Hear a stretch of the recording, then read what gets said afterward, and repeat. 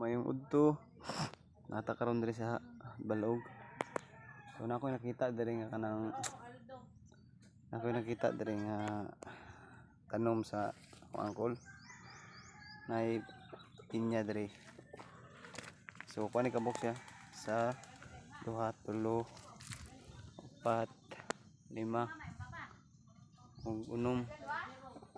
So if magtanom ka og 1,000 ka punuan nga pinya ug mamunga na tanan i-equivalent na nimo og 30 ang buok di. So naka 30,000 ang murag isa ka tuig man siguro yung pinya bago jud yung ma-harvest or wala ra siguro. So kanang mga dagkog yuta diha lamang kaayo tanong kag pinya sa tanong kag 1,000 ka punuan. So pag harvest sa ibutan na to pinakataas ka presyo 50 ang buok. So na po kay 50,000 mga bunga sa pinya diri. Gamay ra man yung tanom diri guys. Mao na yung bunga nila sa pinya diri.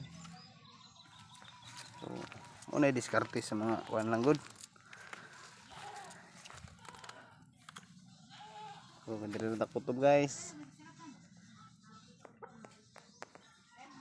I-follow ko guys ha.